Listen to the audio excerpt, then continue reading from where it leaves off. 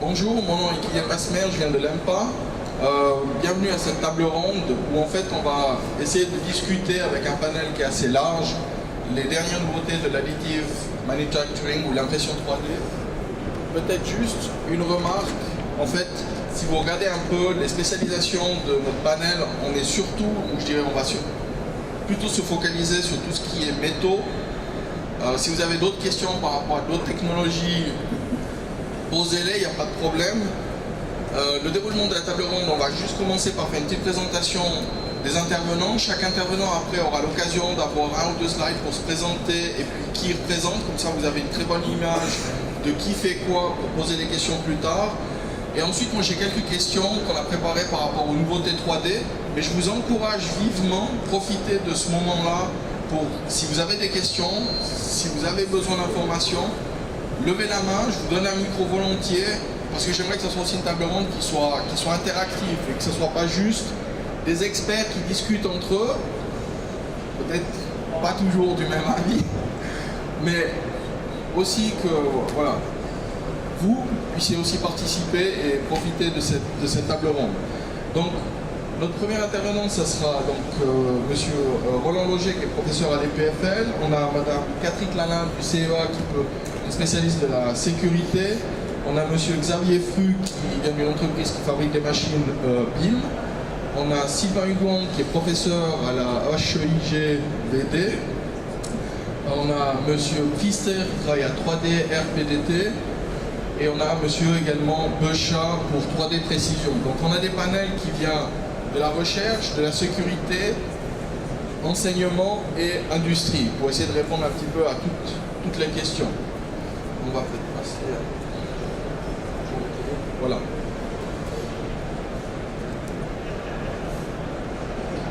Donc peut-être, comme je l'ai dit, on va commencer juste par faire une petite présentation des différents intervenants. Donc mon nom c'est Kylian Masmer, je travaille à l'EMPA, dans le laboratoire du professeur Patrick Hoffman. On a en fait 4 groupes qui s'appliquent très bien en fait à l'additive manufacturing. Donc on a un groupe qui est dirigé par Christian Leinbach, où on fait le développement des nouveaux alliages. On a mon groupe qui s'occupe un peu de tout ce qui est, je dirais, monitoring et compréhension des procédés dynamiques. Additive manufacturing en fait un.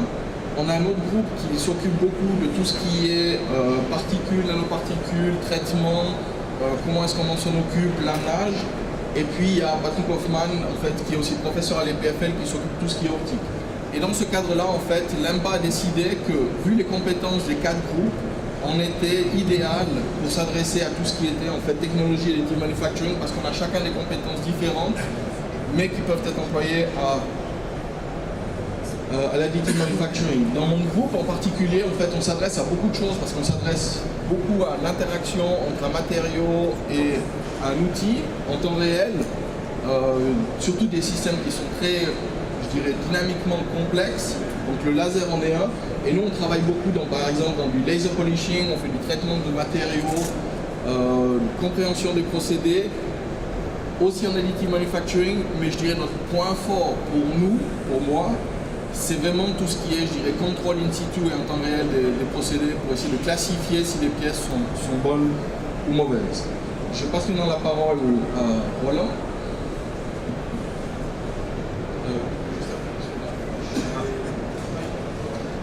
Voilà, bonjour à tous. Donc mon nom est Roland Loger, je suis professeur à l'EPFL et donc je dirige un laboratoire dont le nom apparaît ici, de métallurgie thermomécanique. Donc finalement, on a des métallurgistes, mais qui s'intéressent aux procédés de fabrication. Alors à la fois des procédés classiques de mise en forme de métaux, on examine finalement les procédés thermomécaniques et ce qu'ils impliquent en termes d'évolution de microstructure et de propriétés des métaux. Donc on passe à la fois par des tests thermiques mécaniques, mais aussi par des observations, comme vous pouvez voir sur la gauche, de microstructure et de quantification. Et puis, depuis quelques années, donc on s'est lancé sur les procédés de fabrication additive, plus particulièrement le selective laser melting. Donc, alors, il y a plusieurs termes qui vont être utilisés aujourd'hui. Donc, c'est procédé de lit de poudre, hein, donc avec fusion sélective par laser, et où là, on essaye de mettre notre contribution dans notamment la gestion des contraintes résiduelles et des microstructures dans les pièces qui sont produites de cette manière-là. Alors, peut-être juste pour vous donner un peu mon parcours, je suis belge, j'ai étudié à Louvain-la-Neuve en Belgique, puis passé du temps aux États-Unis. J'ai fait ma thèse en France, à l'école des mines de Paris, puis un postdoctorat de nouveau aux États-Unis et revenu en France pendant quand même un certain temps, jusqu'en 2014 où j'ai rejoint l'EPFL en Suisse. Voilà. Alors maintenant, Catherine Lala du CEA.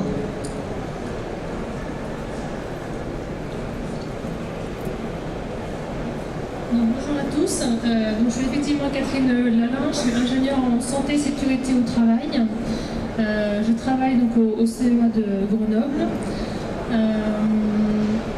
Et donc au CEA, on a donc une équipe qui s'est spécialisée on accompagne nos partenaires industriels dans la sécurisation de leurs procédés, et en particulier des procédés qui sont émissifs d'aérosols particulaires. Donc c'est à ce titre que je suis là aujourd'hui pour la fabrication additive, et en particulier les procédés mettant en œuvre des poudres métalliques. Donc on a différents types d'offres pour nos partenaires industriels. On les accompagne sur la conception de leurs équipements et de leurs locaux de travail. On peut aussi aller faire du diagnostic et de la sécurisation après implantation. On est aussi capable d'aller mesurer et caractériser les expositions de leurs salariés sur différents types de procédés. Et on a aussi une partie formation. Donc au CEA, on a différentes équipes qui travaillent sur la fabrication additive, à la fois donc sur la formulation et la caractérisation des matériaux qui sont mis en œuvre dans ce type de technologie. On a aussi donc une activité de recherche sur le développement et la mise au point de procédés. Et à ce titre-là, on leur propose également, donc, en même temps qu'on les accompagne sur la partie technique, on leur propose également de les accompagner sur la partie donc, santé et sécurité pour un développement responsable de leur procédés. Voilà pour le moment. Voilà. Alors, Monsieur Xavier Fru, s'il vous plaît, reprendre. Voilà. Bonjour, je suis Xavier Fru, je suis responsable du développement commercial de la société BIM. Alors je suis de formation ingénieur, pardon je suis un peu... Voilà, système embarqué, et j'ai travaillé pendant 10 ans dans la conception de machines, la vente et la maintenance de machines de soudage, et j'ai intégré la société BIM justement pour développer nos ventes dans le secteur de la fabrication additive. Donc la société BIM est spécialisée dans le procédé DED qui consiste en la déposition de poudre directe et de fusion laser, qui nous permet donc, dans un premier temps de réparer des pièces jugées irréparables, principalement dans l'aéronautique, donc avec des applications qualifiées, de pouvoir intervenir et ajouter des fonctions complexes sur des pièces existantes, ce qui permet de se combiner avec les méthodes traditionnelles de fabrication telles que l'usinage, la forge, la fonte, mais aussi de se combiner avec des technologies de fabrication additive et d'hybrider les procédés en faisant des pièces par exemple lit poudre, ça c'est une autre technologie, et DED. Enfin, on va dire dans le pile-poil, on va dire, dans le thème de la fabrication additive, fabriquer des pièces complexes, voilà, à partir d'un substrat, et qui plus est, des pièces de grande taille. Voilà. Alors avec différents alliages, on fait beaucoup de titane, inox, et ensuite on travaille sur les super alliages. Voilà.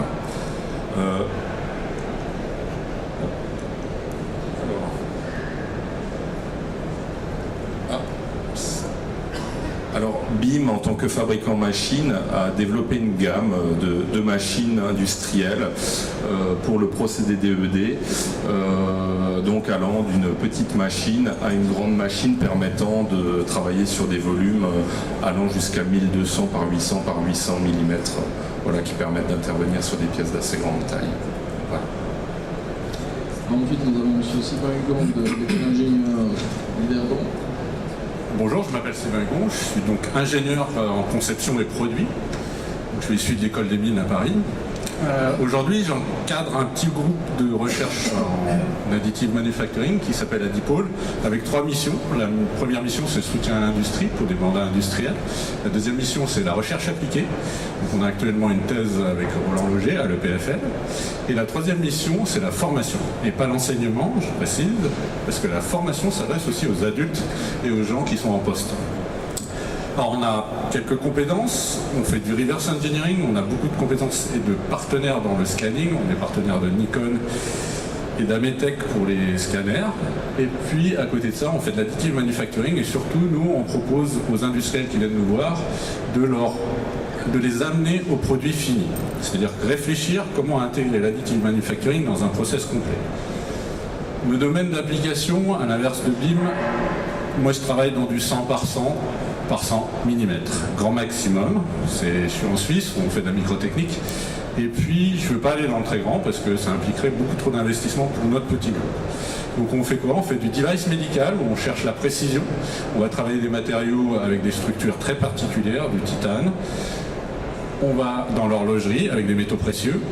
On va dans l'industrie de la machine et la robotique pour des connecteurs et des pièces ultra complexes en termes de forme. Et puis enfin, dans l'aéronautique pour des toutes petites pièces très particulières avec une haute valeur ajoutée et beaucoup de fonctions. Alors, notre particularité, c'est que le labo ne se situe pas à l'école d'ingénieurs, mais au CPNV. Pourquoi? Parce qu'on souhaite que cette technologie soit disponible dès le plus jeune âge, c'est-à-dire dès l'apprentissage. Donc pour les plus jeunes, dès 14 ans, ils ont accès à nos machines, que vous verrez. Alors effectivement, ce ne sont pas des très grosses machines, mais ce sont des machines de classe professionnelle, avec nos partenaires industriels, comme Trumpf ou Prodways, et ils ont accès à ce qu'ils auront ensuite dans leur domaine industriel. Donc vous voyez ici un peu le parc machine qu'on propose.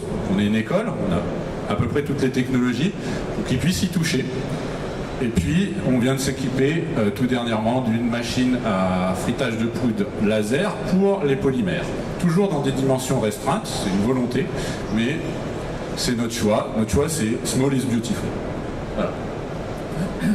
Ensuite nous avons Alexandre Pfister. Bonjour, alors mon nom c'est Alexandre Pfister, entreprise 3T. Je suis responsable du business développement pour l'Europe. Voilà, donc, je vais rapprocher ça.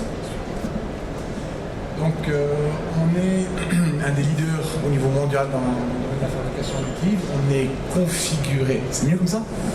On est configuré pour la production série, donc on a un parc de machines assez important. Aujourd'hui, plus de 20 machines EOS, d'autres seront intégrées ces prochains jours. Et puis le deuxième message, c'est qu'on a vraiment intégré toute la chaîne de production en interne. Ça veut dire en partant du laboratoire métallurgique, fabrication additive et ensuite les traitements thermiques, la découpe au fil, électro-érosion. On a aussi des machines 5 axes, du polissage automatisé, etc. Donc vraiment on a la capacité de produire depuis la poudre jusqu'à la pièce terminée pour l'industrie. Et on monte en série aujourd'hui jusqu'à 1000, 5000 pièces par année en métal. Et on a aussi la technologie SLS pour les plastiques, les polymères. Et là on a des volumes beaucoup plus grands. Donc l'entreprise a aujourd'hui déjà une vingtaine d'années. Ça fait pas mal d'expérience pour le domaine de la fabrication additive qui est relativement récent. Et puis voilà, on est spécialisé sur les machines EOS qui sont fabricants allemands bien connus de machines de fabrication additive. Je vous remercie. Voilà, et notre dernier intervenant, Dominique Beuchat. Alors, bonjour à tous, Dominique Beuchat, je suis responsable et fondateur de 3D Précision. C'est une société qui est située à Delémont, dans le Jura suisse. Donc 3D Précision, c'est une société qui s'est spécialisée uniquement sur la fabrication additive métal. Donc, nous maîtrisons aussi toute la chaîne depuis la conception en passant par la fabrication additive par procédé SLM aussi, fusion sélective laser. Et puis nous disposons aussi de nos propres moyens de production pour toute la finition. Donc on est équipé en CNC, donc l'usinage est toujours nécessaire comme vous pouvez le voir. Traitement thermique, mesure 3D et puis tous les systèmes qui permettent aussi d'améliorer les états de surface. Donc, nous n'avons pas de polymère, c'est vraiment orienté sur le métal. On propose différents alliages, ce sont les principaux, donc le titane, l'inox, l'aluminium. On a aussi un cuivre pur, du cobalt chrome. C'est une société qui est certifiée ISO 9001 et 13485. Nos principaux clients sont actuellement dans l'industrie des machines ou tout ce qui est outillage, moyens de production, que ce soit les machines en elles-mêmes ou les ateliers de fabrication. Quand on parle d'horlogerie, on pense toujours à la montre, mais il faut bien penser qu'il faut les fabriquer. Puis là, on peut apporter beaucoup de choses. On a aussi, on entre de plus en plus dans le domaine médical, actuellement plutôt dans les instruments médicaux. Et puis actuellement, on travaille aussi sur des projets pour l'Agence spatiale européenne. On expose ici sur le stand J73, on prend toujours beaucoup de pièces avec nous parce que c'est intéressant de pouvoir les toucher et puis dans la main, donc venez nous visiter, on va vous montrer aussi quelques exemples. Je vous remercie. Voilà, merci. Alors pour la suite, donc on va parler surtout des nouveautés. Donc on a choisi quelques sujets un peu en fonction de notre panel. Donc on va parler un petit peu quelles sont les nouveautés au niveau un peu de la recherche, de la sécurité, parce que c'est un aspect qu'on a souvent tendance à oublier, enseignement et formation, technologie, qualité, environnement. Donc je vais commencer un petit peu par questionner un petit peu les experts par rapport à ces questions sur les dernières avancées dans les 12 derniers mois. Et après, alors, je vous encourage vraiment à participer, à poser des questions. J'en ai toute une liste, mais le but, c'est pas de passer à travers mes questions, c'est aussi de pouvoir répondre à vos questions par rapport à l'additive manufacturing et les avancées dans les derniers 12 mois ou ce qui s'est passé les dernières années. Donc peut-être pour la recherche, je vais m'adresser à Roland, et puis après peut-être Sylvain, si tu voudras aussi rajouter quelque chose. Qu'est-ce qui se passe? Où est-ce qu'on en est? Est-ce qu'il y a eu une révolution ces 12 derniers mois, ou est-ce que c'est une avancée par petits pas? Qu'est-ce que tu en penses? Alors, de toute façon, c'est un domaine extrêmement actif qui se développe partout dans le monde, et c'est très difficile de synthétiser toutes les nombreuses directions de recherche. Enfin bon, de manière générale, nous on travaille, comme je l'ai dit tout à l'heure, plutôt sur la fabrication de pièces métalliques. Alors, il y a quelques thèmes qui ont retenu notre attention quand même. Le premier thème, c'est finalement la gestion des contraintes résiduelles et des distorsions dans les pièces qui accompagnent ces contraintes résiduelles. Donc ça, c'est un problème récurrent. Alors, on parlait de taille de pièces. Ces problèmes existent à toutes les échelles, en fait. Limite la précision des pièces. Donc, en pratique, on a un écart entre le modèle numérique initial et puis les géométries finales de la pièce. Donc, alors, il y a plusieurs approches qui sont menées pour essayer d'améliorer ces contraintes résiduelles. On peut utiliser plusieurs lasers en même temps, on peut tenter des traitements thermiques après fabrication de la pièce. Nous, on a une approche particulière chez nous qui est d'utiliser un modèle hybride, un système de fabrication hybride où on ajoute un deuxième type de laser qui fait du grenaillage laser. En quelque sorte, on fait de la déformation plastique pendant qu'on construit la pièce. Alors ça, c'est une piste intéressante parce que finalement, quand on regarde les méthodes de fabrication classiques qu'on appelle thermomécaniques, on fait du forgeage, du laminage, etc. On combine toujours la température et la déformation plastique, et que c'est comme ça qu'on fait du design optimal de propriétés de pièces, et notamment donc toutes les propriétés mécaniques, donc ça qu'on peut optimiser à travers les microstructures. Donc il y a un autre aspect qui est justement la gestion des microstructures des pièces métalliques.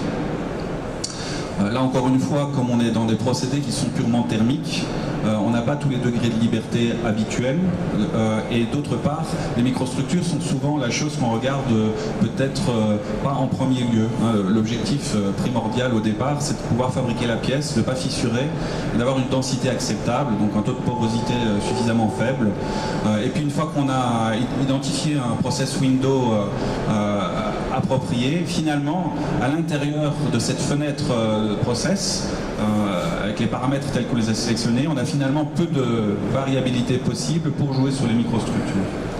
Donc là, encore une fois, imaginez des procédés de fabrication où on ajoute des composantes qui donnent des degrés de liberté supplémentaires. C'est intéressant, notamment donc, celui dont je parlais, le grenaillage laser.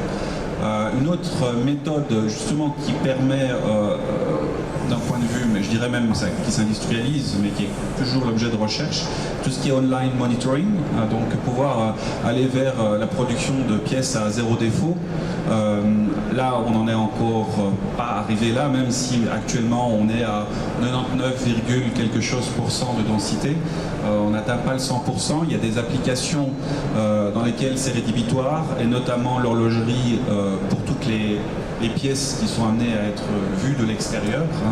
Je ne dirais pas forcément les pièces internes, mais les pièces qui, avec le temps, vont subir une certaine usure et vous pourrez faire apparaître des défauts visuels.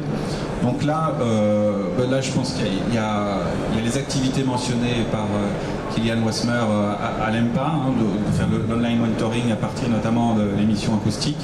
Bon, il y a d'autres méthodes qui utilisent des mesures thermiques ou bien des mesures visuelles tout simplement, et qui essaient de faire un feedback en temps réel le plus possible en fonction finalement de la mesure qui est faite, comment adapter les paramètres laser, ou éventuellement refaire un repassage du laser une deuxième fois, du remelting, pour essayer de combler les défauts qui auraient été créés. Donc voilà, ça c'est quelques pistes comme ça que je peux citer. Il y a quand même des verrous, je trouve, importants qui subsistent. Tout ce qui est état de surface, en tout cas dans le procédé de lit de poudre, c'est lié finalement à la taille des poudres. On ne descend pas en dessous du micron a priori dans cette technique de lit de poudre. Donc forcément on aura une rugosité de surface qui sera jamais optimale. Et donc comme il a été mentionné, on doit toujours de toute façon derrière faire des opérations au moins de polissage. Alors ça peut poser problème quand on a des surfaces internes auxquelles on n'a pas forcément accès. Et puis donc une limite en taille inférieure aussi, puisque ces poudres ont une certaine taille, et donc si on descend à des tailles qui sont comparables à ces tailles de poudre, finalement on est limité, et donc il faut passer sans doute vers d'autres technologies si on veut descendre à des choses qui sont à la dizaine de microns, le micron ou en dessous du micron. Merci. Sylvain, est-ce que tu as... Ouais, je vais compléter les propos de Roland par des sujets qui nous sont communs, notamment les recherches sur les multimatériaux. Aujourd'hui, on essaye d'associer les matériaux par rapport à leurs propriétés, qu'elles soient mécaniques, de conductibilité ou thermiques, pour faire des composites, par exemple métal, plastique, polymère ou métal céramique. Donc ça, c'est une piste qu'on a actuellement en commun avec le PFL sur la recherche appliquée. Parce que derrière tout ça, en fait, il y a une chose assez simple, c'est qu'il faut trouver des applications et des produits pour que ensuite ça devienne quelque chose d'industrialisable. Donc c'est là où je vais aussi, on a beaucoup parlé procédés matériaux, et je pense que ça va aussi faire une révolution dans les produits, et c'est actuellement les pistes de recherche, c'est des produits pour le concepteur, comment on va les reconcevoir, quelles sont les méthodologies de conception qu'on va mettre derrière, et c'est probablement une vraie révolution. Voilà. Merci. Maintenant, un des sujets aussi, en fait, où on parle assez peu quand on parle de manufacturing, parce qu'on dit que c'est une révolution, mais en définitive, il y a toujours la question de la sécurité. On a la chance aujourd'hui d'avoir Catherine Nalin qui avait donné aussi également une présentation hier par rapport à ça.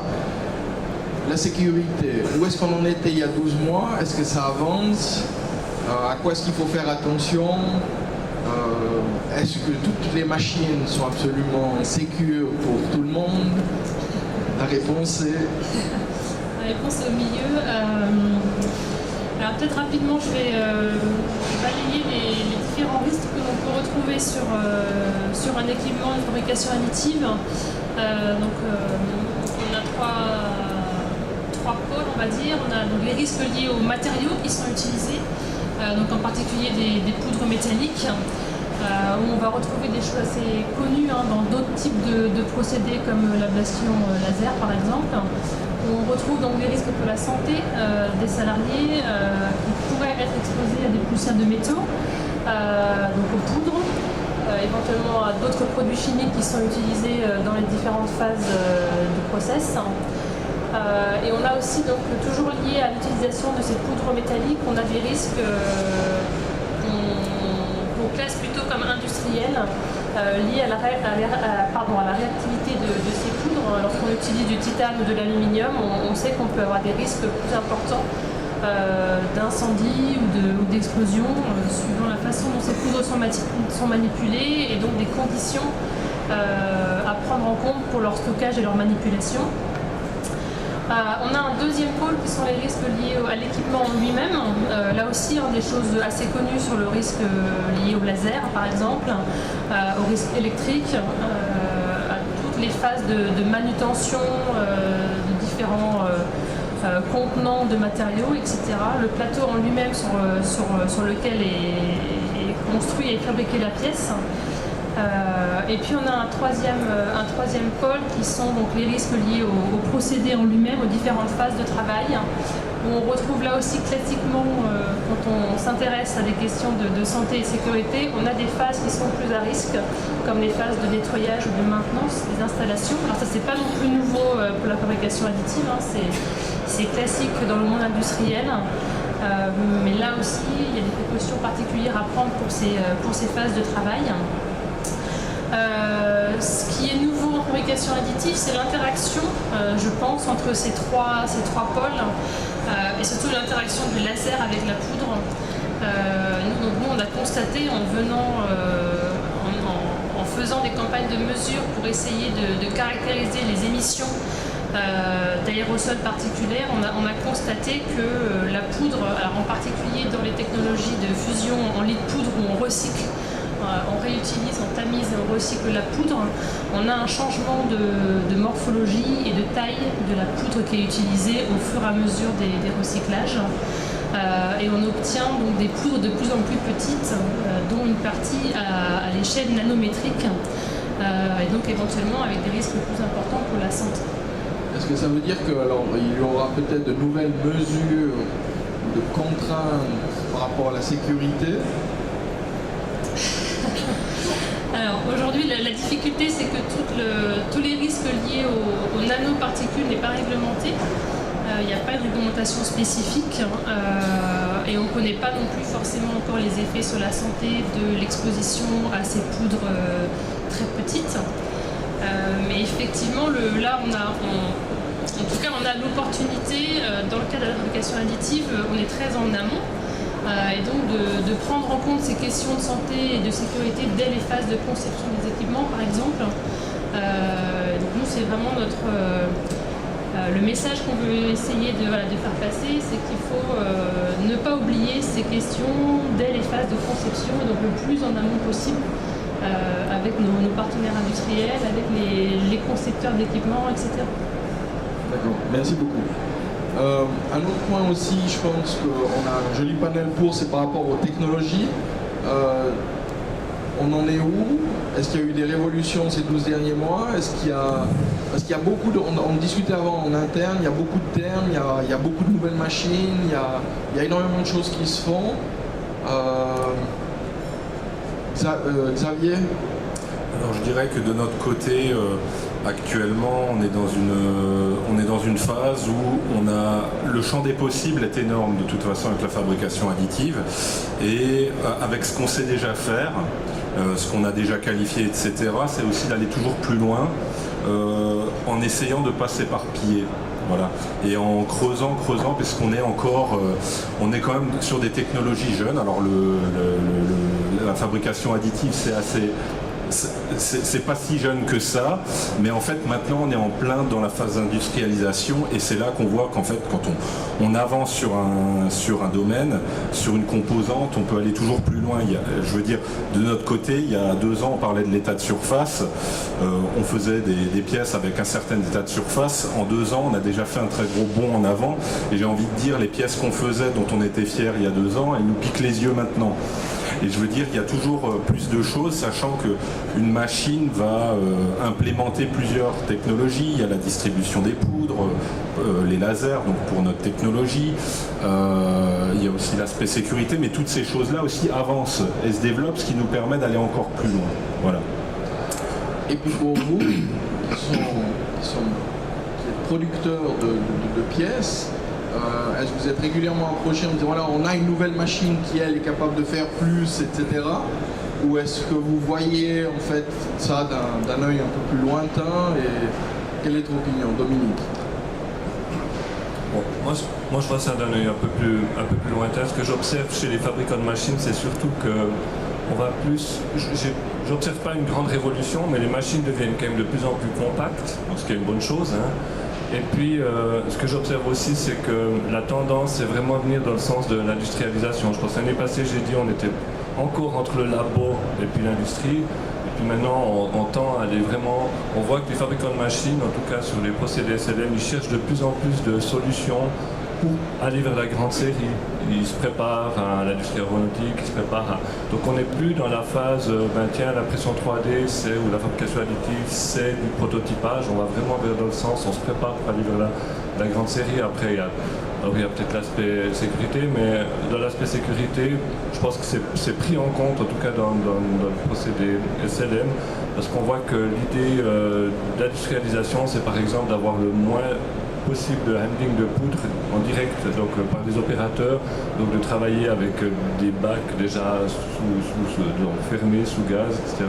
Donc il y a de plus en plus de systèmes automatiques comme ça qui se mettent en place avec des philosophies différentes. Alors il y a ceux qui intègrent toute la chaîne dans une ligne de production, et puis il y a ceux qui séparent chaque opération. Alexandre? Oui, alors moi ce que je vais juste rajouter par rapport à tout ça, si on c'est mieux maintenant? Je vais devoir parler beaucoup plus fort. L'année passée, on était là pour parler plus ou moins du même sujet. Et depuis l'année passée, quelles ont été les innovations principales? Je dirais que c'est surtout qu'en productivité, on fait des épaisseurs de couches plus importantes. Ce qui, si on passe de 20 microns à 40 microns, on divise le prix par 2. Et je crois que c'est vraiment au niveau de la productivité et au niveau des prix. Il y a beaucoup de choses qui évoluent, qui ont beaucoup évolué cette année. Machines plus productives, poudre moins chère, machines, équipements aussi qui deviennent moins chers. Donc ça devient abordable pour des séries de plus en plus grandes, si en plus on rajoute de la complexité, etc. Donc c'est essentiellement ça. Et puis aussi des nouveaux matériaux qui sont maintenant, qui sortent de la phase bêta pour arriver aussi en production. Des nouveaux alliages, c'est une des parties très très importantes puisqu'on a aujourd'hui, je dirais, une 20-25 alliages maîtrisés, une douzaine, mais je dis dans le monde entier. Quand on imagine qu'on peut usiner peut-être un demi-million d'alliages différents, il y a encore beaucoup de choses à développer. Il s'agit d'identifier les alliages qui ont gros potentiel et aussi des alliages qui sont finalement faciles à utiliser par fabrication additive. Donc je pense que ça continuera dans cette direction, augmenter les couches et développer des nouveaux matériaux. Mais pour arriver à ce niveau-là, il faut aussi avoir la confiance des clients. Et puis souvent, en fait, il y a la question, la qualité dans l'additive manufacturing. Est-ce qu'on arrive à fabriquer des pièces qui sont... Alors, qu'est-ce qu'on entend par qualité? Parce que ça, alors, si c'est de la reproductivité, ça, on peut aujourd'hui le garantir. On a des process qui sont mis en place, surtout au niveau du management des poudres. Il s'agit vraiment de garantir. On a vu que la poudre par recyclage évolue dans sa composition chimique, dans sa granulométrie, dans les formes des grains, etc. Donc, il s'agit vraiment de monitorer ça et de dire, voilà, on décide avec le client de faire 3 recyclages, 10 ou 40, selon l'application, selon les risques. Ça, c'est une des choses.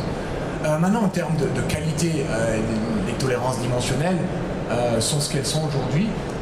Les zones qui doivent être plus précises doivent être usinées, surface de contact, les alaisages, ce genre de choses, mais c'est vraiment limité au maximum.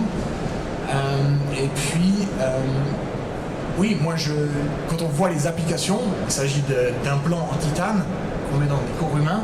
Il s'agit de pièces qui Nous on fait par exemple dans la Formule 1 les roll-up, qui sont en fait la pièce la plus haute sur une Formule 1. Si cette pièce est défaillante et que la Formule 1 se retourne, le pilote est décédé. Donc on a un niveau de criticité très élevé aujourd'hui. En citant ces quelques exemples, on peut comprendre que le niveau de maturité aujourd'hui est très élevé. On est vraiment dans une phase, non pas d'industrialisation, mais finalement d'augmentation de volume, je dirais. Dominique, peut-être encore un mot là-dessus, parce que c'est quelque chose qu'on en parle régulièrement, les gens doivent leur donner confiance, alors où est-ce qu'on en est? Ouais, alors moi je vois le problème dans l'autre sens, c'est comme c'est considéré comme nouveau, que beaucoup de gens qui sont actuellement dans le terrain ne connaissent pas le procédé, on a peur, en fait c'est une réaction plutôt humaine. Et puis aujourd'hui on met beaucoup de choses en cause, alors c'est clair, il y a beaucoup d'améliorations à faire, on ne voit pas forcément toujours ce qui se passe, c'est un petit peu, moi j'ai fait un petit peu de développement argentique dans le passé, on a un petit peu cette impression-là, on fait la photo, tout d'un coup on développe, puis on sort la photo, puis on comprend ce qui s'est passé ou pas. Donc aujourd'hui moi je pense que le plus gros point c'est quand même la formation. C'est plus la formation que la technique en elle-même. C'est pour ça que nous, quand on va voir des clients, on leur montre des pièces. Ils prennent des pièces et ils nous disent « Ah, mais tiens, c'est comme la matière normale. Hein. » Puis on dit « Oui, c'est la matière normale, c'est rien de plus. » Donc aujourd'hui, cette appréhension sur c'est pas dense, ça va pas tenir, où on en est avec les propriétés mécaniques, la répétabilité, etc., c'est plus un problème de méconnaissance qu'un problème technique.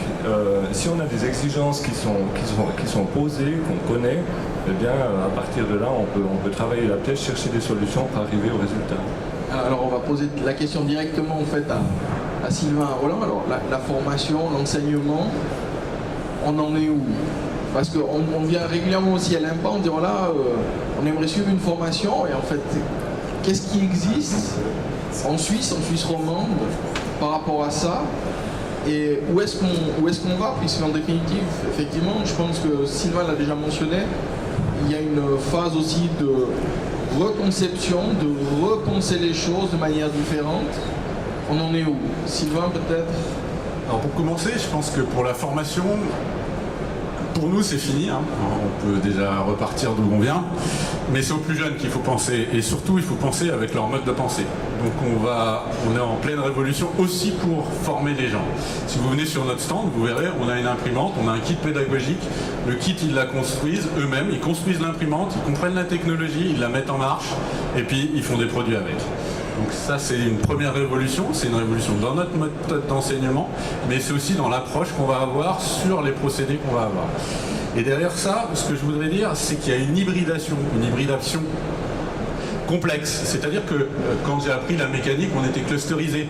On me donnait des cours de RDM d'un côté, des cours de calcul de l'autre côté, on me faisait travailler à la planche à dessin. Puis arrivé la CAO, on a commencé à intégrer le calcul dans le logiciel. Et bien là, ça va encore complètement exploser et ça va devenir... moi j'appelle ça multiplexé, comme les faisceaux dans les voitures. Et tout simplement, ce multiplexage, il va se faire à quel niveau? Il va se faire au niveau des méthodes de conception, au niveau des matériaux, parce que l'ingénieur devra maîtriser les matériaux, il devra maîtriser le procédé, puis derrière, il devra maîtriser le post-traitement, et puis probablement tout son cycle de vie produit, puisqu'aujourd'hui, on nous parle, entre autres, de cycle de vie d'éco-conception. En fait, ça, c'est des réalités qui existent depuis 40 ans. On nous réimporte régulièrement des États-Unis, mais c'est une petite blague. Mais tout ça fait que nos jeunes, aujourd'hui, doivent intégrer très rapidement des systèmes où ils ne sont pas que concepteurs, que ingénieurs en matériaux, que, je sais pas, opérateurs chez Monsieur Beuchat, par exemple. Et l'opérateur chez Monsieur Beuchat, il doit pouvoir être capable de dire, voilà, quel traitement, quel post-traitement je vais appliquer à la pièce, par exemple. Donc son métier est en train de changer. Mais peut-être justement pour revenir par rapport à ça, ça veut dire que dans l'avenir, il y aura des apprentissages entre guillemets mécaniciens, spécialisation additive manufacturing, parce que pour être opérateur, on n'a pas besoin d'être ingénieur, mais on doit quand même comprendre le procédé. Alors effectivement, je pense que la déclusterisation, elle se fait dans nos formations, hein, et aujourd'hui, effectivement, on va aller vers des expertises dans l'additive manufacturing, justement pour maîtriser tous ces procédés complexes, et on doit y aller, parce qu'à un moment, on n'aura pas la réponse. Tout à l'heure, il y avait une chose qui était très bien dite, on a 20 matériaux, demain on en aura 40, 50, mais à chaque matériau, il faut juste voir qu'il y a des paramètres, et qu'il y a 50 paramètres qui sont associés. Donc on va devoir donner des domaines d'expertise aux gens, et ces domaines d'expertise seront des employés 4.0, comme on veut bien dire aujourd'hui, mais en gros, on est aussi dans une digitalisation de leur travail, quelque part. Voilà. La révolution digitale, elle ne se fait pas que par le fait qu'ils manipulent un écran et une tablette, elle se fait par les paramètres techniques, le fait qu'ils sont à un moment physicien, à un autre moment mécanicien, à un autre moment chaudronnier, voilà. Merci. Alors justement, physicien, chaudronnier, etc. Alors dans le cursus de l'EPFL, ça se passe comment? Ouais, non, mais c'est la même philosophie. Hein. Donc effectivement, il y a des cours qui se mettent en place. En faculté d'ingénieurs en particulier, c'est des cours qui sont destinés à la fois à des microtechniciens, à des mécaniciens, à des gens des matériaux. Et il y a une vraie réflexion de savoir si on peut d'ailleurs utiliser les mêmes cours pour les différentes sections. Parce que quand même, quand on vient des matériaux, on a plutôt envie d'aller regarder ce qu'on voit au microscope, la microstructure, etc. Si on vient de la mécanique, on va plutôt quand même un peu regarder la conception, etc.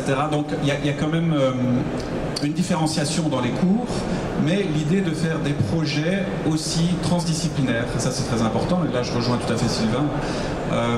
Donc projet transdisciplinaire, il y a à l'EPFL ce qu'on appelle les Discovery and Learning Labs.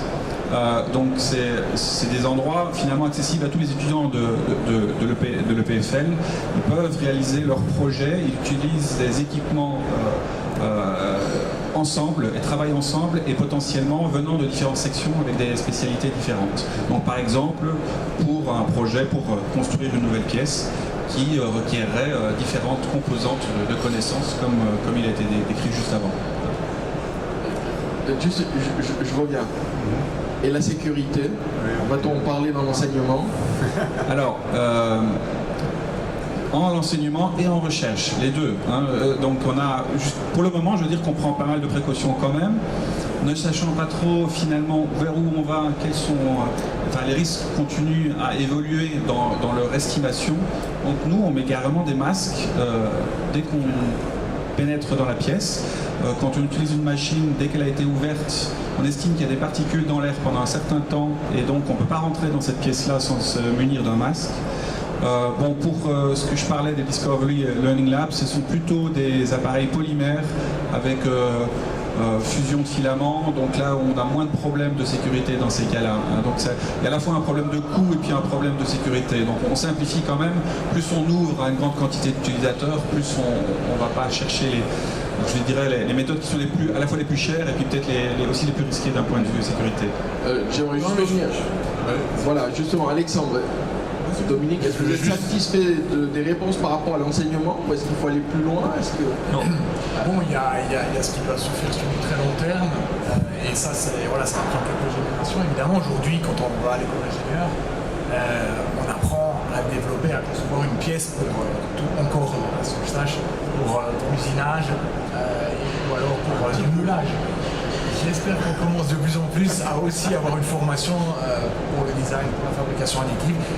Donc ça, c'est une des choses qui nous manque le plus chez nos clients, c'est cette compréhension au niveau du design. Ce qui est des matériaux, de la métallurgie, tout ça, c'est beaucoup plus spécifique peut-être, il y a peut-être beaucoup moins de personnes qui ont besoin d'avoir ça à l'esprit. Mais c'est vrai que si tous les ingénieurs en Suisse, quand ils conçoivent une pièce, ils ont à l'esprit qu'il y a la fabrication additive comme alternative, si nécessaire, pour des petites séries, pour des complexités, ce serait extraordinaire. Mais bon, on voit un progrès énorme entre des demandes qu'on recevait il y a quelques années qui n'avaient juste aucun sens.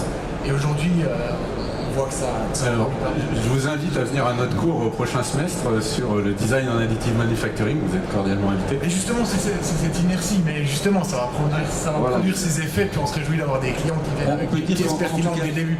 Les étudiants sont très friands de ce type de projet, quoi. Quand on affiche un certain nombre de projets pour le projet de semestre, projet de master, généralement, quand il y a le mot fabrication additive, ça remporte quand même un certain succès. Donc il y a une vraie curiosité quand même et un intérêt pour le sujet parmi la population estudiantine.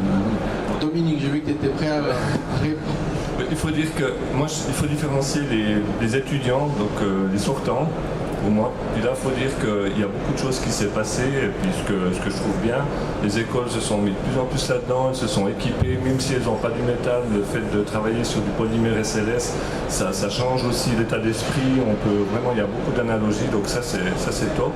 Moi, je pense où là, on est encore très sorti. Et puis ça, c'est pour... on voit, les jeunes viennent maintenant, et puis ça marche bien, mais n'empêche qu'aujourd'hui, ce qui manque quand même toujours, et puis on le voit quand on va dans une entreprise, même si tout le monde dit avoir entendu que ça existe et puis pense savoir ce qu'on peut faire avec, il y a quand même toujours un manque de connaissances énorme chez les concepteurs ou les ingénieurs qui sont aujourd'hui dans le terrain. Donc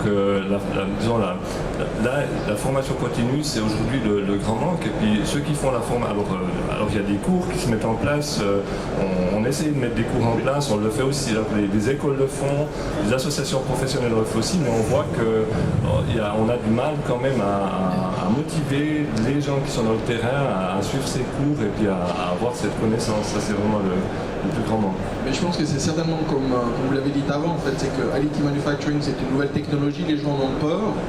Et peut-être que pour la personne qui n'a pas été confrontée, elle a la même peur en disant mais si je dois recommencer à zéro, qu'est-ce que ça signifie pour moi? Est-ce que ça sera facile? Est-ce que je vais m'adapter?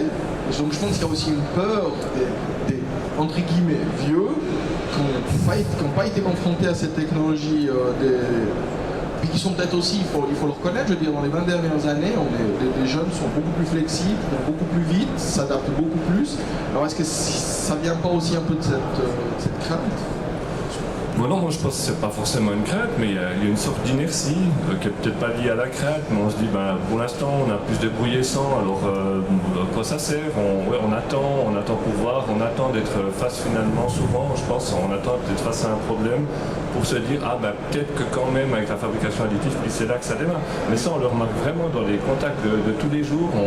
Mais finalement c'est aussi un petit peu, ça devient un petit peu notre modèle d'affaires, parce qu'est-ce qu'on fait? On va chez des clients et puis on leur explique, on montre que c'est un petit peu nous qui compensons un peu ce manque de... Une additive typiquement suisse, on attend, on regarde mais non, je pense pas. Nous on est actifs aussi un peu en France, en Allemagne.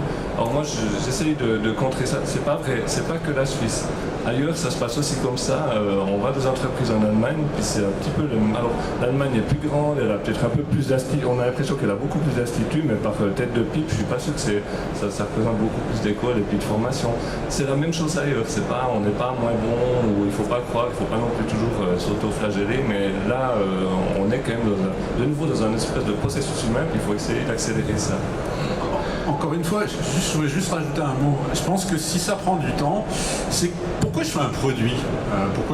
C'est pour résoudre un problème, parce que j'ai un besoin. Et peut-être que si j'ai pas de problème et pas de besoin, j'ai pas besoin de faire un nouveau produit. Donc la question, elle se pose là. Pourquoi j'irais faire de l'additive manufacturing si je fais très bien du décolletage depuis 150 ans et en horlogerie, c'est typiquement les questions qui se posent aujourd'hui. Mais par contre, si demain on veut aller vers des objets, typiquement votre téléphone aujourd'hui, ça vous paraît normal qu'il soit rectangulaire. Mais moi, si je vous dis que demain votre téléphone, il aura à peu près la forme de votre main, voilà, là on va pouvoir effectivement avoir des nouveaux besoins en termes de technologie et on va rentrer sur des nouveaux produits. C'est peut-être là où je dirais l'aspect temporel n'est pas le même. Pour les industriels, il faut qu'aujourd'hui le produit il réponde à un problème et qui résolve ce problème et qui réponde à ce besoin. Donc c'est pour ça que nos technologies elles mettent du temps à arriver. Comme les machines-outils, elles ont mis 50 ans au 19e siècle à arriver dans les usines. Est-ce que ça veut dire en fait qu'il ne faut pas seulement former les gens qui sont confrontés directement à l'additive manufacturing, mais aussi au commercial, aux gens qui développent les produits, qui ont les idées en premier? Alors j'allais y venir justement, notamment, alors il y a deux aspects. Il y a l'aspect management des processus. Nous on est en train de développer cette offre de cours à la HEGVD avec nos amis de la gestion d'entreprise, parce que là derrière il se cache dans le management des processus évidemment l'aspect sécurité qui est primordial pour les managers demain de concevoir des usines qui seront adaptées aux procédés qu'ils vont mettre en place, et puis derrière l'aspect effectivement management pur pour les decision makers. Oui, clairement, il va falloir y aller, il va falloir changer les modes de pensée, mais ça prend du temps, parce que c'est simplement générationnel. On le voit entre nous et nos enfants, les modes de pensée, les modes de concentration sont plus les mêmes. Puis voilà, il faut l'accepter, et puis ça viendra quand ça sera mature, tout simplement. Roland?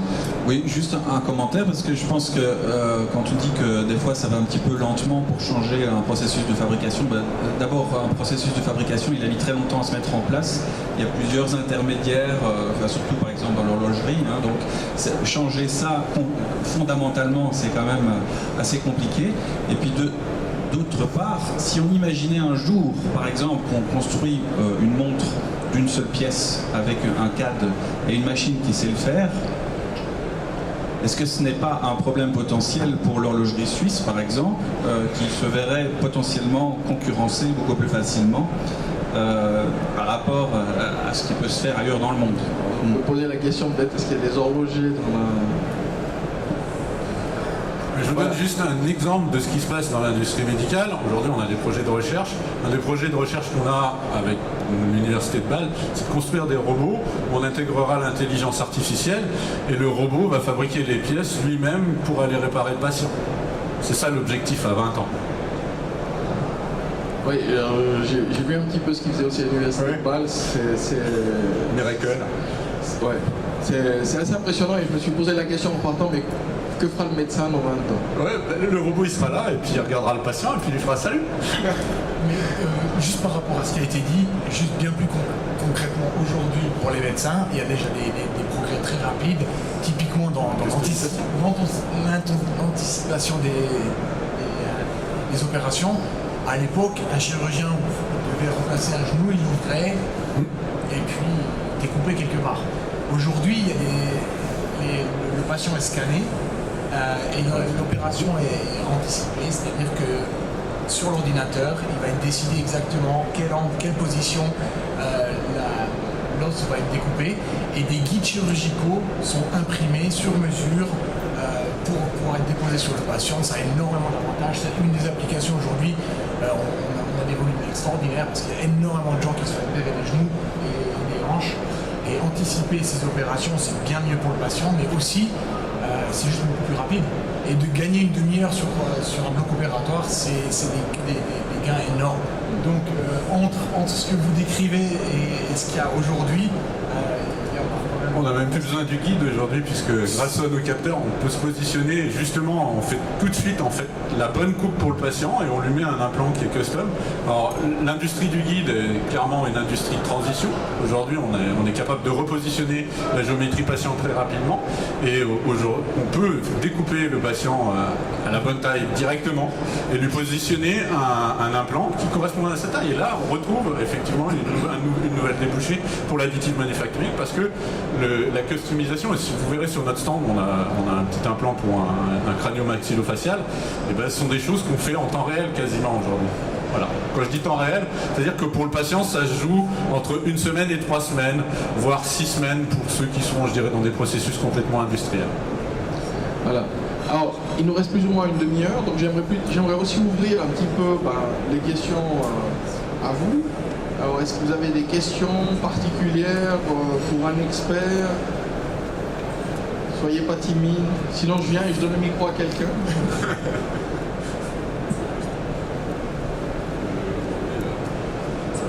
Merci. On a parlé des aspects des tas de surface, structurelle, porosité. Qu'en est-il des aspects mécaniques, structurels et de résistance pour la répétabilité? Je sais pas, je pense à des avions. Les aciers ou les aluminiums sont assez bien balisés. Comment ça se passe dans vos processus par rapport à ça? Quel état de connaissance aujourd'hui?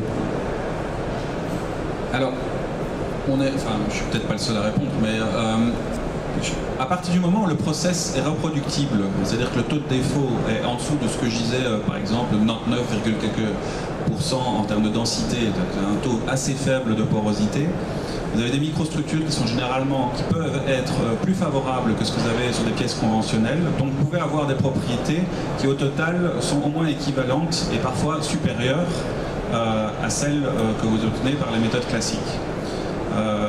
Maintenant, il y a toujours l'aspect reproductibilité qui est toujours questionné quand même un petit peu. Et puis, l'aspect dont je parlais, par exemple, évidemment, il faut distinguer différents types de propriétés mécaniques, dureté, ductilité. Donc, quand on va vers la fatigue, là, on a des événements de faible probabilité qui peuvent jouer. Et on a tout ce qui est, notamment, contraintes résiduelles dont je parlais au début, qui est potentiellement un problème. Si vous avez des contraintes résiduelles locales qui sont néfastes, qui sont en tension, qui peuvent diminuer la durée de vie en fatigue. Alors, vous pouvez faire des traitements thermiques derrière. Si vous faites ça, vous diminuez la dureté des matériaux. Généralement, vous obtenez des microstructures qui sont plus défavorables. Donc, ce n'est pas forcément la solution idéale. Pour réduire complètement les porosités, vous avez le procédé HIP, donc Hot Isostatic Pressing, qui est utilisé, notamment pour des applications où on ne peut absolument pas se permettre d'avoir des porosités qui pourraient mettre en danger des propriétés cruciales de la pièce. Le problème, encore une fois, c'est quand vous faites ça, vous êtes à haute température, sous haute pression, donc vous dégradez généralement les microstructures. Donc, il y a quand même encore beaucoup de recherches autour de ça.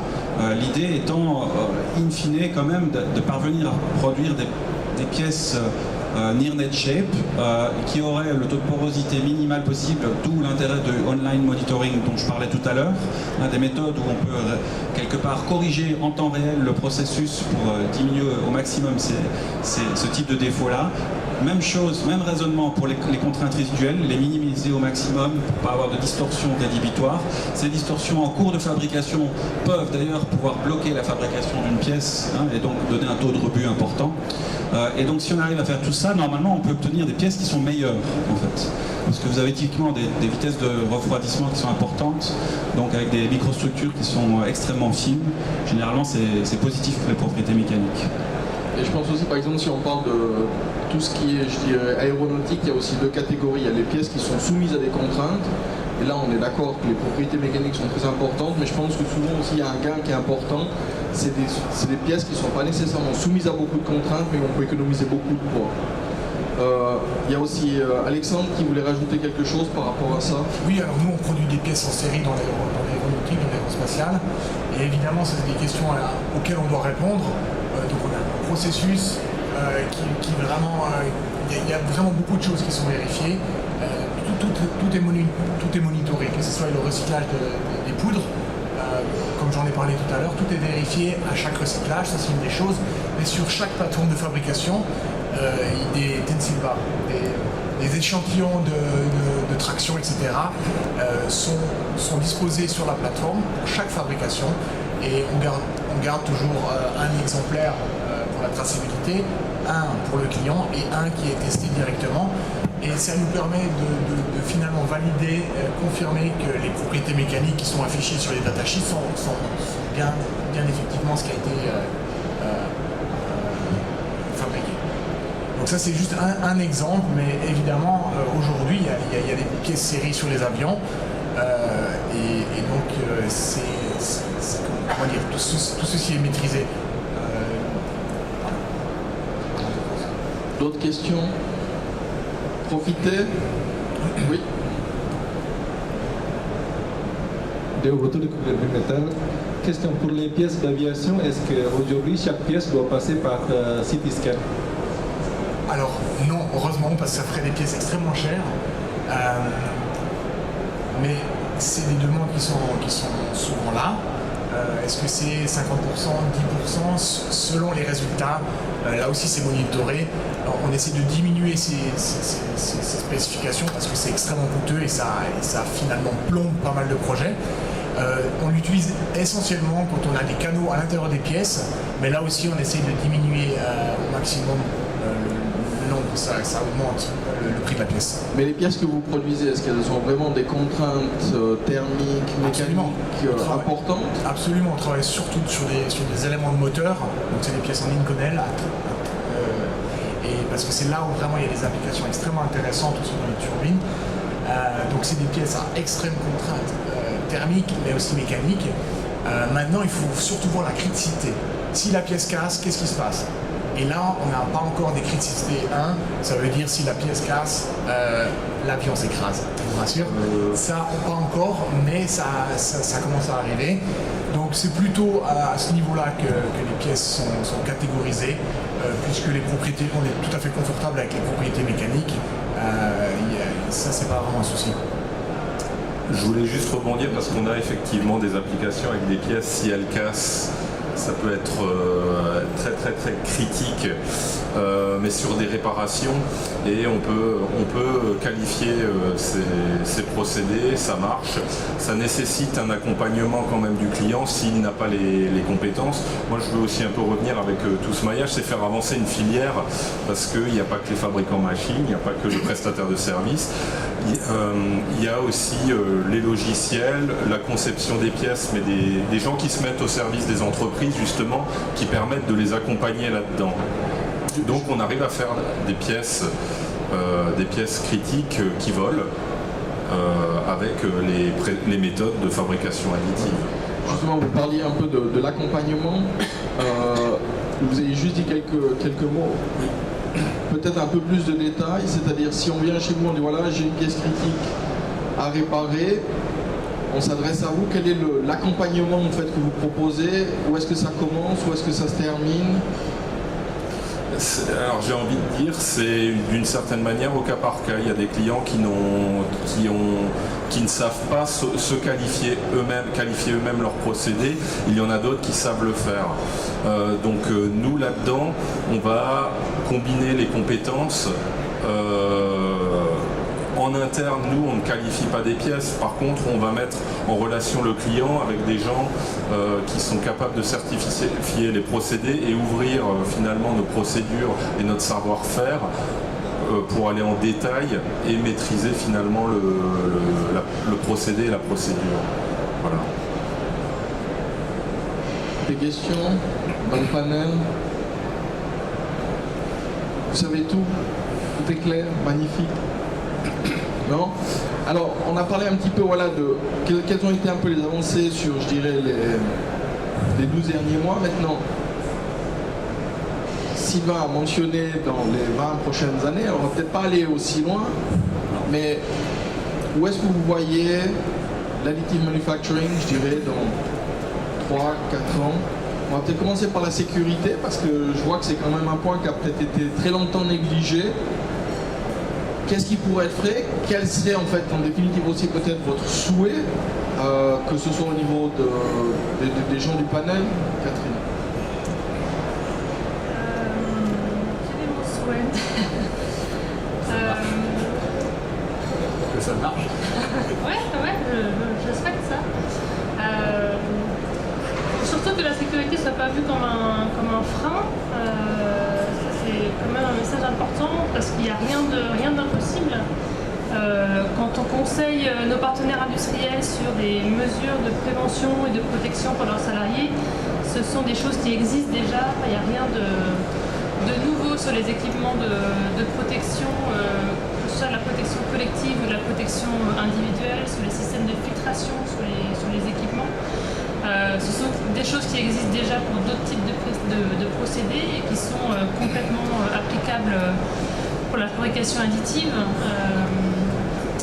Mon souhait vraiment, c'est que cette question de santé et de sécurité soit intégrée lorsqu'un industriel veut effectivement se tourner vers la fabrication additive pour un besoin particulier, qu'il ait dès le départ bien en tête ces questions de santé et sécurité et qu'on puisse l'accompagner. Mais justement, si quelqu'un veut se lancer un peu dans l'additive manufacturing, en général, il a peut-être peu de connaissances. Donc, comment est-ce qu'il pourrait... Je veux dire, on ne peut pas se protéger de quelque chose dont on n'est pas au courant. Donc, est-ce que ça voudrait aussi impliquer peut-être, justement, de commencer aussi maintenant par aussi la formation, donc, dans les écoles d'ingénieurs, de dire voilà, il y a ce procédé, mais d'avoir, par exemple, quand moi je donne un cours sur le laser, tout à coup j'ai 2 heures qui sont vraiment basées purement sur la sécurité, à quoi est-ce qu'on doit faire attention. Donc peut-être que là il y a aussi des choses à faire, de pouvoir dire additive manufacturing, puis avoir une session de 1-2 heures sécurité, quels sont les dangers, pour que les gens puissent être au courant. Oui, alors je pense que c'est en partie fait, en tout cas en France ça existe. Au CEA, on a aussi un organisme de formation qui qui a commencé à créer des modules. Donc là, on est bien dans de la formation continue pour des industriels qui sont intéressés. Donc des modules de formation fabrication additive, donc plutôt orientés équipements, procédés, matériaux. Et on a aussi des formations dédiées à la sécurité en fabrication additive. Donc effectivement, il y a tout un support à mettre en œuvre pour aider l'industriel. Je pense pas, après il y a toute la partie normalisation et réglementation. Alors je ne pense pas qu'il faille une nouvelle réglementation parce que ce sont des choses que globalement les risques ils sont connus, maîtrisés, réglementés déjà. Il y a effectivement sûrement un travail à faire au niveau des organismes de normalisation, de certification. Je pense que la principale, aujourd'hui dans le retour d'expérience que j'ai, la principale difficulté c'est quand même la conception de l'équipement. Il y a encore beaucoup de phases de travail qui se font porte ouverte parce qu'on n'a pas accès à l'intérieur de l'équipement ou pour des raisons de conception et du coup le salarié est exposé. Mais souvent en tant que chercheur, moi en tant que personne, je veux avoir ma machine. En recherche, il y a effectivement des besoins particuliers, mais même dans l'industrie.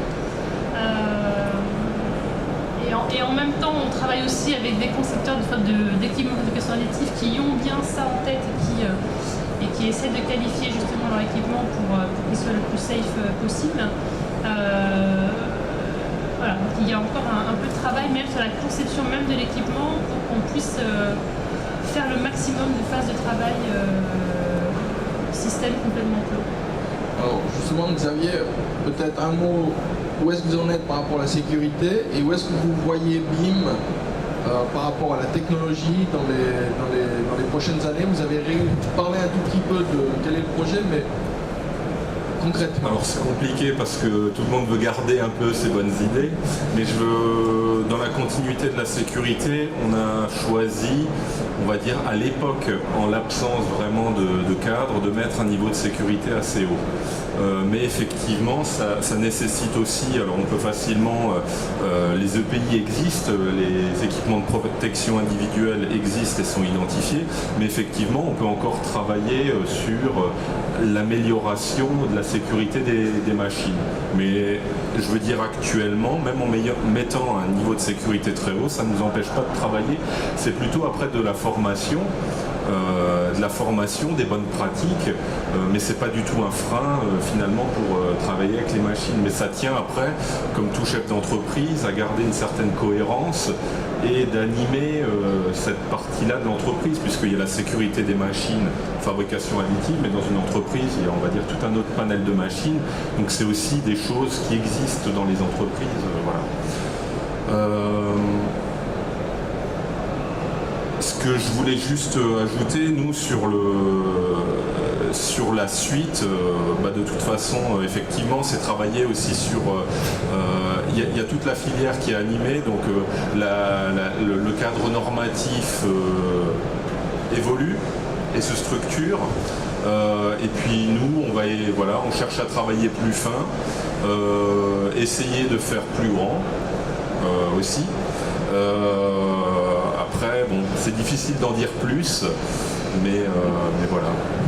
Pas de secret. Pour suivre un peu sur les questions qu'on a en ce moment, pour l'acceptance de la technologie, justement ce cadre normatif, où en est-il? Si je prends l'exemple de l'industrie automobile et les 16949 avec toutes les procédures qui font et l'entreprise et la fabrication des pièces est très spécifiée, comment ça se passe pour le côté additive manufacturing? Alors, peut-être déjà vous donner une première piste de réflexion, c'est que les cadres normatifs, ils sont faits pour toutes les technologies. Vous prenez le 13485 dans le domaine médical, quand vous êtes homologué et marqué CE pour un device de classe 2 ou 3, vous devez respecter les mêmes règles que pour tout le monde. Donc, peu importe, quand vous faites l'audit de votre système de production, il est identique. Donc, vous ne passez pas au travers du filet. C'est-à-dire que vous fassiez du décolletage avec une décolleteuse qui est ouverte depuis 150 ans, comme je l'ai dit, avec la grosse alarme que vous avez coupée parce qu'elle vous énervait, ou que vous le fassiez avec votre additive manufacturing, la porte ouverte, c'est la même chose. Vous devez être homologué. Alexandre, vous produisez des pièces, alors comment ça se passe chez vous? Oui, alors je ne suis pas un spécialiste des normes et des validations, des process, etc. Mais évidemment, on a ISO 9001, 13485 et 9100 pour l'aviation spatiale. Donc voilà, on passe des audits, tout est comme dans une entreprise normale, que ce soit de la fabrication additive ou de technologie, aussi par rapport à la sécurité, aux poudres, tout ça, parce qu'on travaille avec des poudres bien avant la fabrication additive. Voilà, c'est des choses auxquelles il faut faire attention, mais je veux dire, une C5AX, c'est dangereux aussi, il ne faut pas mettre le doigt. Ouais, je veux dire que ce qui fait, je crois que c'est le tuyau qu'on a parlé avant, ce qui fait la particularité de la fabrication additive, c'est qu'on a vraiment beaucoup de casquettes. C'est un petit peu comme si vous mettiez une fonderie, et puis encore du mine, et puis de l'usinage, et puis dans la même entreprise. Mais finalement, en soi, si vous prenez chacun de ces métiers ou chacune de ces casquettes, c'est du connu, on connaît déjà les questions de sécurité et puis il faut les appliquer sur toute la file. Donc c'est ça qui fait un petit peu la particularité de la fabrication additive. Puis on parlait un peu de la méfiance avant et puis de la méconnaissance. C'est aussi ça qui fait qu'on a l'impression que c'est complexe parce que finalement un usineur, quand je fais de l'usinage et puis j'achète ma matière, j'ai un certificat 3.1, puis je ne me suis pas trop posé la question de ce qui se passait derrière. Mais maintenant, si vous imaginez l'usineur qui lui-même a sa fonderie et puis qui lui-même fait sur sa matière, eh bien, il aura exactement les mêmes difficultés. Et puis finalement, le client qui va voir cet usineur, il aura peut-être aussi la même méfiance parce qu'il dira oui, mais alors comment vous faites votre matière et puis comment vous pouvez démontrer que vous n'avez pas mélangé dans votre charge telle matière, etc. Donc c'est ça qui fait un petit peu la particularité de la fabrication additive. Puis ça a été dit avant, c'est que c'est beaucoup de métiers en soi. Si on parle de déformation, eh bien, je veux dire, quelqu'un qui fait du soudage, il doit se poser les mêmes questions, quoi. C'est un peu ça. Donc c'est vraiment un métier qui est très complet. Et puis en termes de sécurité, c'est un petit peu la même approche. Aujourd'hui, si j'achète un alliage, par exemple, son CR6, selon AMS 6440, qui fait appel après à d'autres normes, comme pour la traction, pour la gestion de traitement thermique. Est-ce que ça existe maintenant dans un domaine, par exemple, médical ou aviation, pour un produit simple, pour un matériau spécifique, par exemple aluminium, un alliage d'aluminium? Est-ce que ça existe une norme qui définit dedans le taux de porosité, les propriétés mécaniques que l'on peut attendre, les paramètres de traitement thermique, le procédé, tout ça? À ma connaissance, il n'y en a pas, mais sachez juste que les programmes de recherche européens actuellement sont centrés là-dessus, typiquement sur les inconels. L'Europe a mis près de 20 milliards d'euros pour définir les inconels. Toutes les grandes universités européennes travaillent dessus. Aux États-Unis, il se passe la même chose, principalement dans le domaine aéronautique, pour définir ces matériaux. Et je pense que ça donnera effectivement naissance aussi à des normes dans l'additive manufacturing avec les propriétés mécaniques qu'il va y avoir. Mais il y a quand même un petit problème, c'est que ça reste lié à un apport de matière. Donc on va devoir juger d'un côté le métal d'origine et de l'autre côté le procédé. Donc je laisse faire les grands chercheurs pour l'instant. Mais ce sont des sujets de recherche. Il y a actuellement beaucoup d'argent sur la table pour caractériser les matériaux. Roland ? Juste un mot par rapport à ça, parce que c'est vrai qu'on a souvent tendance à rester sur les mêmes alliages qu'on connaît depuis très longtemps, et en fait c'est peut-être pas le meilleur réflexe, et il est possible et même souhaitable dans un certain nombre de cas de modifier les compositions chimiques des alliages pour prendre en compte les spécificités de procédés de fabrication additive. Alors dans certains secteurs, c'est vrai qu'ils n'aiment pas du tout, parce qu'ils mettent des années avant de qualifier un certain type d'alliage pour un certain type d'application. C'est vrai dans le secteur de la santé, c'est aussi vrai dans le secteur de l'aéronautique. Et donc on a un peu tendance à s'accrocher sur les alliages existants et vouloir absolument les redéfinir en fonction de ce nouveau procédé de fabrication. Dans certains cas c'est possible, mais dans d'autres cas on n'y arrive tout simplement pas. Mais en fait, ce qui amène aussi à une question, parce qu'on a parlé un peu comme quoi il y a une quarantaine de matériaux qui sont actuellement plus ou moins maîtrisés pour l'additive manufacturing. Je dirais 25. 25. Voilà, 25.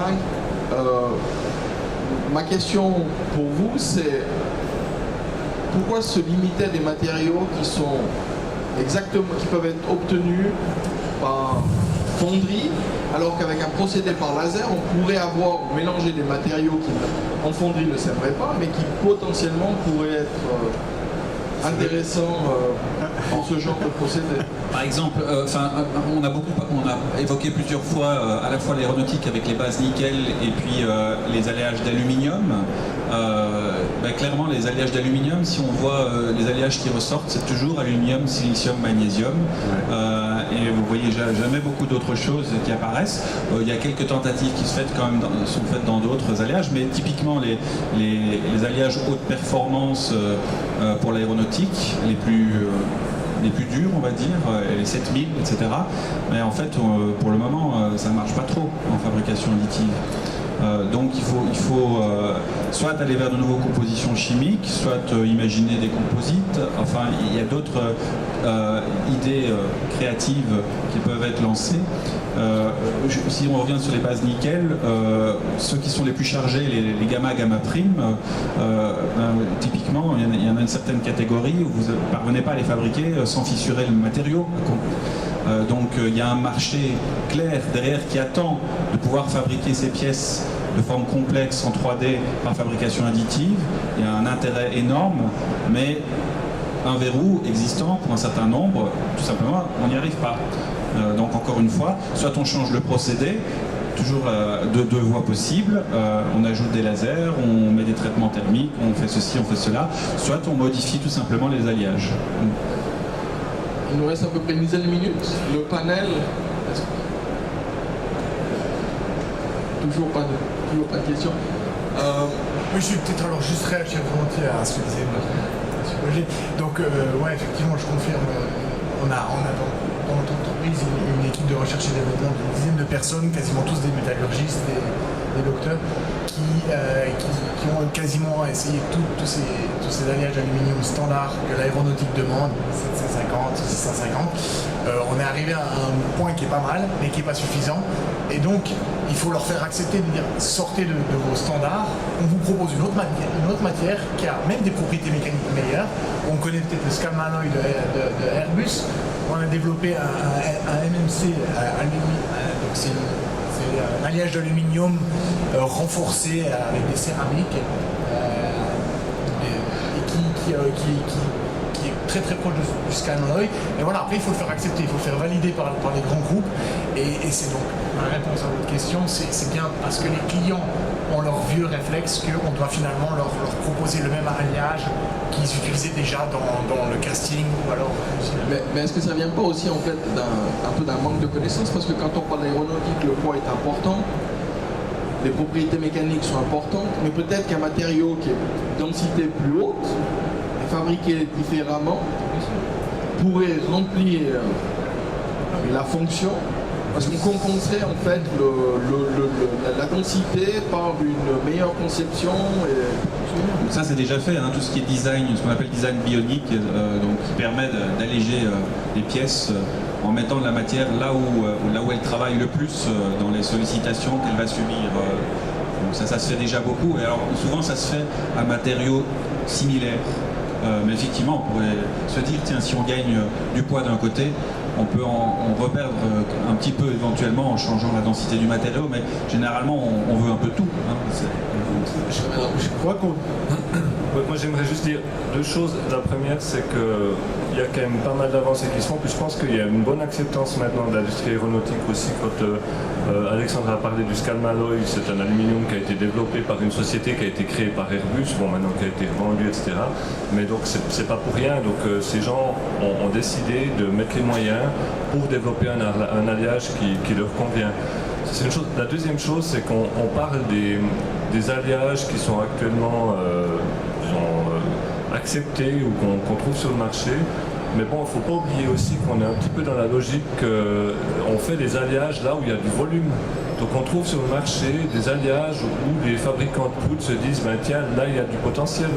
Mais rien n'empêche une société de dire ben, moi j'ai besoin je veux absolument cet alliage spécifique là, et puis ben, je le fais atomiser, j'en fais de la poudre, je développe des paramètres, je regarde ses propriétés, etc. Donc il y a probablement beaucoup plus d'alliages qui sont actuellement utilisés que nous, en tant que société, on ne connaît peut-être pas, mais que des fabricants de produits ont déterminé que c'était un alliage qu'il leur fallait et puis qu'ils ont développé eux-mêmes. Puis ça, je pense que ça va probablement aussi beaucoup évoluer dans ce domaine-là, mais plutôt en sachant que c'est déjà des alliages qui existent, déjà des alliages qui ont été éprouvés, mais utilisés en petite quantité. Donc oui, c'est un besoin qui est très clair. Nos gros clients demandent des alliages spécifiques. Et c'est bien la raison pour laquelle il y a cette équipe recherche et développement qui est là pour développer spécifiquement le paramétrage, mais aussi la caractérisation de la poudre en amont pour un client spécifique, une matière spécifique. C'est une chose très importante.